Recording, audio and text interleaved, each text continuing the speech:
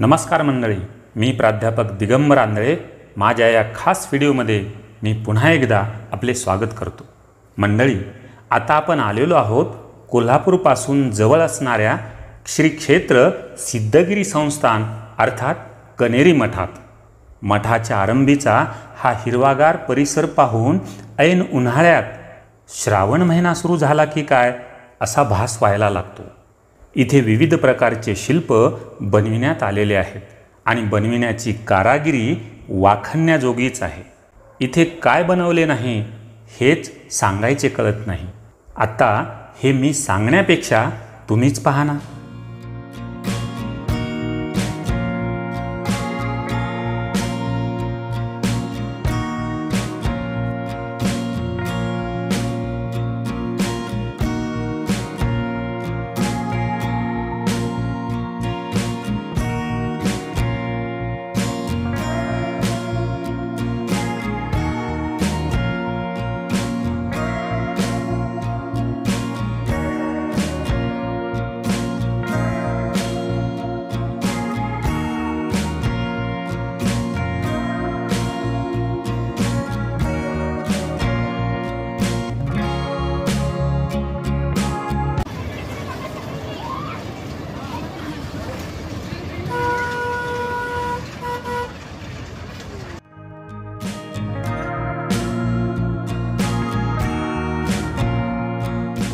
वृक्ष वेलींची एवढी विविधता मी आजपर्यंत कुठेही पाहिलेली नव्हती.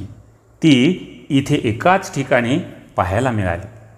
टाकाऊपासून टिकाऊ हे तत्त्व वापरून कनेरी मठातील हे विविध प्रकारचे शिल्प निर्माण करण्यात आलेले आहे आणि येथील शिल्परूपात निर्माण केलेले खेडेगाव पाहण्याजोगेच आहे. हे पाहिल्याशिवाय कळणार नाही. एका गुहेतील प्रवेशाने या म्युझियमची सुरुवात होते. ऋषीमुनी, साधू संत यांचे प्राचीन काळातील प्रसंग अतिशय कलात्मकतेने उभारलेले दिसतात. या पुतळ्यातील हुबेहूबपणा एवढा केलेला आहे की पुतळा खरा की खोटा आहे हेच कळायला मार्ग नाही. इतका जिवंतपणा या पुतळ्यामध्ये निर्माण केलेला दिसतो आहे. म्हणूनच म्हणतो, हे सर्व पाहण्यासाठी कनेरी मठात एकदा याच. गुहेतून बाहेर पडताच ग्रामीण जीवनातील एका खेडेगावातील सर्व घटना प्रसंग इथे दर्शवलेले आहेत.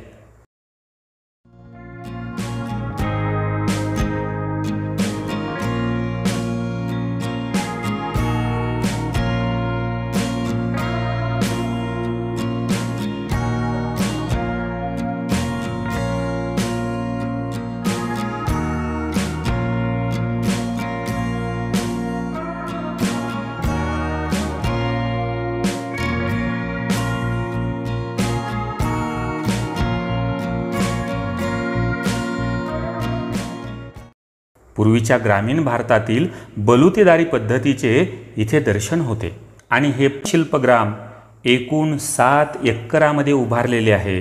यावरून कल्पना करा की खरोखर एका गावाच्या आकारा एवढा गावच्या गावच इथे उभारण्यात आलेला आहे. हे सर्व पाहताना कुठलीही उणीव यात आपल्याला दिसत नाही. कनेरी मठाचा एकूण परिसर हा 200 एकरांपेक्षा मोठा आहे. यावरून कनेरी मठाचा आवाका आपल्या लक्षात येईल.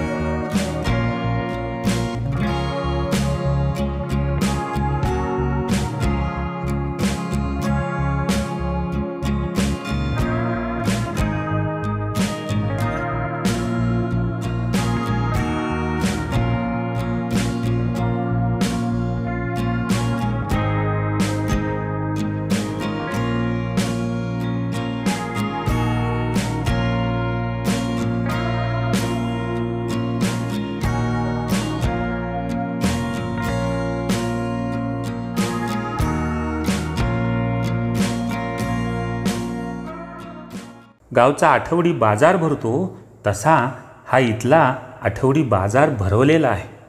विविध जीवनावश्यक आणि शेतकऱ्यांना आवश्यक असणाऱ्या गोष्टी इथे सेम टू सेम दाखवलेल्या आहेत.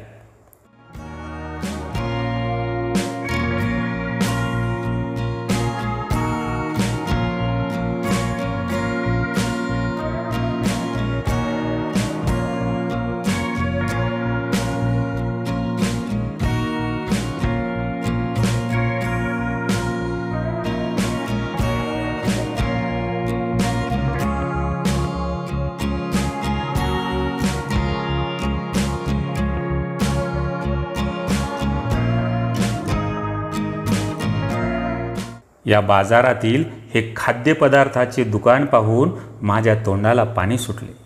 बाजारात गर्दी असते तशी इथे हा बाजार आणि हे शिल्पग्राम पाहण्यासाठी पर्यटकांची अलोट गर्दी होते.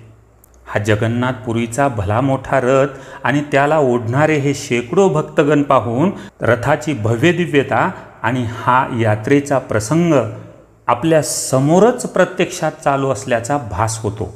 आणि हे सर्व पाहण्यासाठी तिकिटाचे दिलेले पैसे खर्च केल्याचे सार्थक वाटते.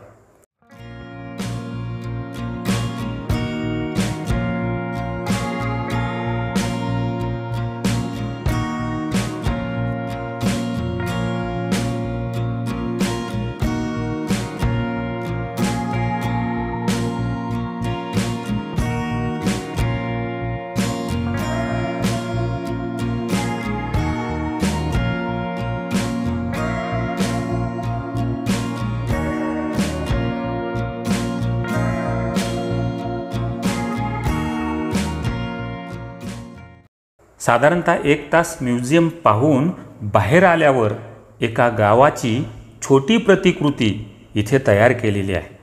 कौलारू घरे, मंदिर, गावची वेस आणि गावची शाळा असे बांधकाम केलेले हे गाव बनविण्यात आलेले आहे. आणि हो, आपल्या सर्वांचा जिव्हाळ्याचा असणारा मोबाईल आणि त्यासाठी लागणारे टॉवर देखील इथे बनविण्यात आलेले आहे. म्युझियमच्या बाजूलाच असणाऱ्या काचेच्या बनवलेल्या चक्रव्यूहातून आम्ही प्रवेश केला. याला माया महल म्हटले जाते.